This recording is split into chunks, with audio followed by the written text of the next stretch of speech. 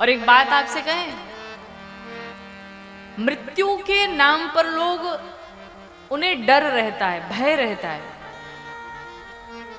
मृत्यु का नाम कोई लेना नहीं चाहता है। लेकिन ये सत्य तो ये है कि अगर चर्चा करनी है तो मरने पर चर्चा की जाए, कैसे मरा जाए। और आप तो अभी दिन में श्रीमद् भागवत महापुराण की कथा श्रवण कर रहे हैं, जो कथा सिखाती है कि मरना कैसे है। और ये राम कथा जीवन जीने का ढंग सिखाती कि जीना कैसे है तुम्हें। और अगर चर्चा होनी चाहिए तो मरने पर चर्चा करिए कि हमें मरना कैसे, कैसे मरेंगे हम, हमारी मृत्यु अच्छी कैसे हो। मृत्यु मोक्ष में अंतर होता है।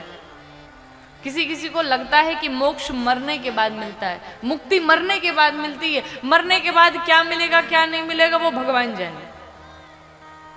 लेकिन हम कहते हैं कि मुक्ति मरने के बाद मत पाओ, मुक्ति जीते जी मुक्त हो जाओ।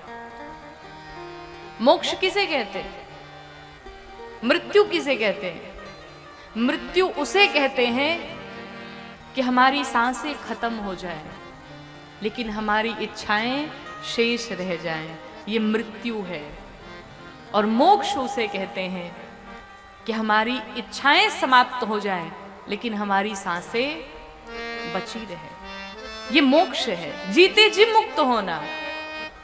और ये होगा कैसे? तो साधक कहते हैं कि जीते जी मुक्त होना संतों से सीख जाओ, हर हाल में खुश रहना संतों से सीख जाओ। जब तक सत्संग की प्राप्ति नहीं होगी, जब तक जीवन में एक गुरु की प्राप्ति नहीं होगी, तब तक ये संभव भी नहीं है।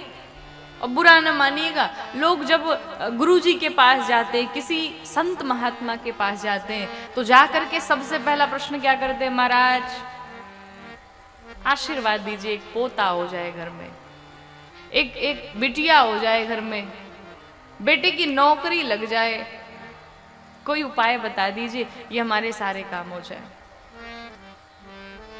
गलत बात है। वो जो होना होगा सो हो जाएगा। आपके कर्म से आपके भाग्य की रेखा बदल सकती है। लेकिन अगर प्रश्न करना है तो उत्तम प्रश्न यही है, उत्तम और उचित प्रश्न यही है कि आप किसी संत के पास जाइए, किसी भगवान के पास जाइए, किसी गुरु के पास जाइए, तो उनसे जाकर के सिर्फ एक प्रश्न करिए कि हे प्रभु, मुझे कोई ऐसा मार्ग बता दीजिए, कोई ऐसा उपाय बता दीजिए कि हमारा मन भगवत भक्ति में लग जाए। कभी कोई ये प्रश्न करता है क्या? कोई नहीं करता है। सब संसार के प्रश्न में लगे हुए हैं।